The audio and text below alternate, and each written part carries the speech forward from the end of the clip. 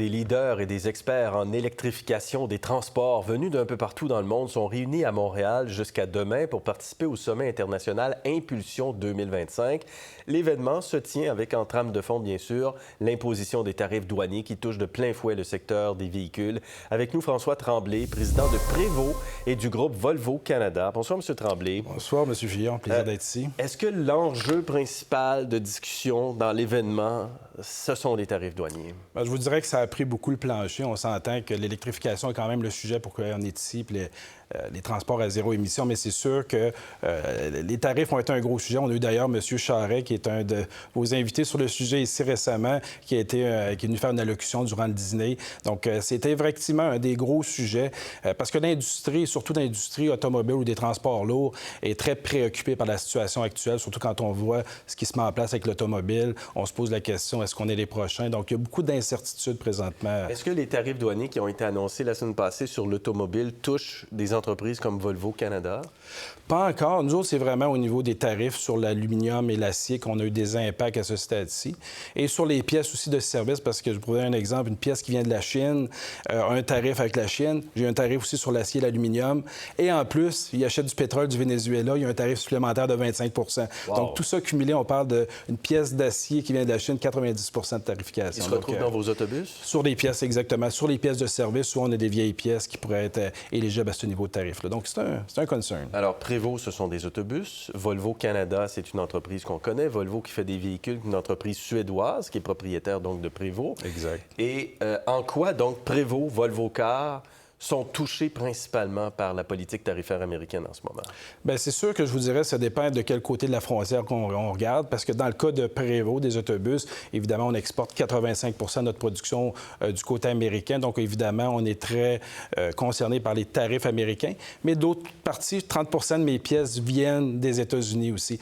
La bonne nouvelle, c'est que le gouvernement canadien a montré une ouverture où est-ce que toutes les pièces américaines assemblées au Canada retourner aux États-Unis serait exempt de taxes. Donc ça nous aide.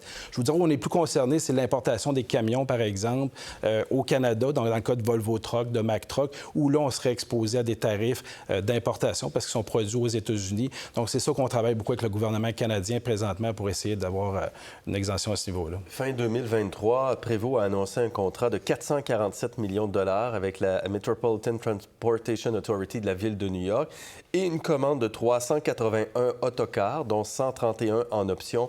Est-ce que tout ça est remis en question dans le contexte actuel? Je vous dirais que non, c'est pas remis en question, mais évidemment, il va falloir avoir des discussions. On attendait de reparler à New York pour voir ce qui allait se passer au niveau des tarifications, mais c'est sûr qu'on est prêt à avoir des discussions parce qu'on n'est pas en mesure d'absorber ces tarifs-là à 100 Est-ce qu'on peut partager potentiellement avec le client? Oui, mais ça va être des discussions à suivre. Puis on attendait vraiment de voir. Il y a trop d'incertitudes présentement, donc on est pris une situation de regarder ce qui s'en vient, puis quand on va être sûr, là, on va aviser nos clients de la... Et pourriez-vous privilégier à ce moment-là de construire essentiellement aux États-Unis pour éviter justement de passer une frontière? Pas à ce stade-ci, je vous dirais, parce qu'il faut comprendre que construire une usine aux États-Unis, chercher la main-d'œuvre, mais on parle d'années et d'investissements substantiels. Alors que là, est-ce que ça va être un vent qui va passer pour 1 an, 6 mois, 2 ans? M. Charest l'a bien dit dans son élection aujourd'hui. Présentement, ne paniquons pas. Je pense que ça a été son mot. Regardons vers l'avenir. Puis je pense qu'on est dans cette position-là. On ne panique pas. On va regarder. Puis quand on va être plus statué à long terme, on va prendre des bonnes décisions. Parce qu'on a l'impression que ça pourrait être court ou que ça pourrait être une période de temps, qu'il y aura une négociation. M. Carney disait qu'après les élections, si c'est lui qui est au pouvoir, il y aurait une négociation avec les Américains? Bien, en fait, ce qu'on entend beaucoup, parce qu'on est très connecté sur la communauté politique présentement, ce qu'on entend, c'est que le USMCA, qui est l'accord de libre-échange, qui était dû pour être renégocié en milieu 2026, probablement serait ramené cette année en négociation. Puis ça serait cette nouvelle entente-là qui prendrait préséance. Donc, c'est un peu ce qu'on entend dans les coulisses présentement. Donc, ça serait un peu l'orientation qu'on anticipe à ce stade-ci. La transition énergétique n'est pas une priorité pour l'administration américaine. M. Trump a été très clair là-dessus. Est-ce que ça reporte des projets pour vous? Est-ce que ça reporte à plus tard le premier autocar 100 électrique, par exemple, prévu pour 2026? Non, ça ne le reporte pas. Il faut comprendre que dans notre cas, on est commis à ce projet-là, puis on travaille beaucoup avec les supports d'investissement Québec. que je remercie d'ailleurs, qui nous ont supportés dans cette aventure-là, parce que quand même, c'est un investissement très substantiel. Donc, on ne reporte pas ça. Au contraire, on introduit l'autobus électrique l'année prochaine, mais ça ne sera pas 100 de nos ventes. On estime à peu près 15 On pense que le diesel va encore savoir sa place pour plusieurs années. Et évidemment, éventuellement, l'hydrogène pour la longue distance pourrait être une solution alternative aussi. Ça va ralentir la transition vers l'électrique, vous pensez?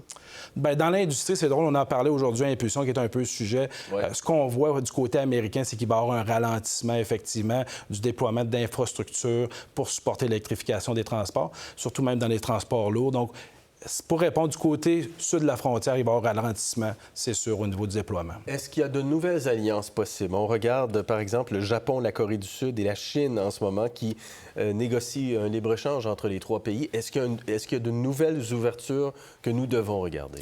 Bien, je pense que c'est drôle parce que M. Charest l'a bien dit aussi. La première chose qu'il faut regarder, c'est dans notre cours. Je pense qu'on a des belles opportunités juste au niveau du Canada de déréglementer justement les tarifs ou les barrières tarifaires entre les provinces. Donc, commençons là. Je pense qu'il y a des belles ouvertures avec l'Europe. Prévost fait partie de la grande famille Volvo. On a un footprint qui est global. Donc, c'est sûr que pour nous, on a des opportunités, puis on va regarder d'autres opportunités d'affaires. Mais commençons avec le Canada, je pense, à déréglementer au niveau des provinces. Et dernier mot, puisqu'on parle de la Suède, parlons un petit peu de Nordvolt. Est-ce que les problèmes de Nordvolt sont annonciateurs de quelque chose qui est en train de se passer en ce moment? Bien, c'est sûr, je vous dirais que l'électrification n'a pas la cote facile présentement, surtout au Québec. On a déjà pensé à Lyon, ce qui se passe avec Lyon, avec Nordvolt et tout ça. Je vous dirais que c'est une industrie qui commence, qui est en émergence, qui requiert des investissements massifs, évidemment, puis des courbes d'adoption qui n'est peut-être pas aussi rapide qu'on aurait pensé. Donc, je pense que ça va se faire, la transition, puis ça va peut-être prendre un peu plus de temps, mais on est confiant. Volvo est complètement commis vers l'électrification et vers les véhicules à zéro émission. Donc, le cap ne change pas à ce niveau-là. Merci François Tremblay. Merci d'avoir été avec nous. Ça fait plaisir, M. Fillon. Pour voir nos émissions en entier, rendez-vous sur la chaîne ICI RDI.